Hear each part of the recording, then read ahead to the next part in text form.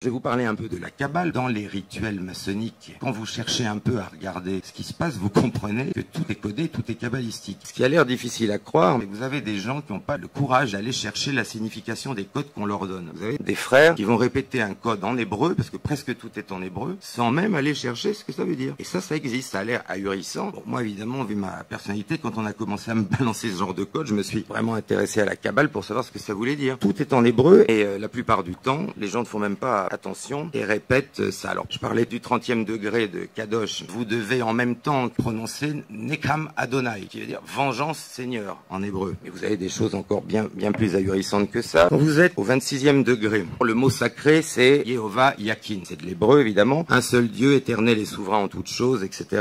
Je vous épargne les mots de passe. Et voilà l'extrait du rituel de réception, ce que vous devez répondre pour entrer en loge. Donc, on vous demande quelle est cette triple alliance. Alors, accrochez-vous pour la réponse. Vous allez voir que la franc-maçonnerie, c'est vachement laïque. Et, celle que l'Éternel fit avec Abraham par la circoncision. Celle qu'il fit avec son peuple, Eliram, dans le désert, par l'entremise de Moïse. Maintenant, si vous voulez, quand les hypocrites du Grand Orient de France viennent vous dire que c'est universaliste et pas, et laïque, si on considère que la laïcité, c'est simplement, effectivement, critiquer le catholicisme et les musulmans, sans doute. Enfin, pour ce qui concerne le judaïsme et les protestants, pas du tout. Voilà. Parce que tous ces rituels dont je vous parle ont été créés au départ par 2 pasteurs protestants et par des juifs qui ont complètement fait disparaître un grand nombre de codes, un grand nombre d'écrits pour les remplacer, parce que vous voyez là, tout le rite écossais ancien et accepté est criblé de ça. Un autre exemple qui serait intéressant, il faut savoir que le mot de passe du 21e degré, c'est Phaleg, qui signifie en hébreu division et confusion. Voilà. Enfin, vous voyez déjà, vous connaissez tous sans doute le fameux Ordoab Chaos. De toute façon, vous avez vu sa réalisation en Syrie ou ailleurs. Et vous avez ces mots de passe, confusion,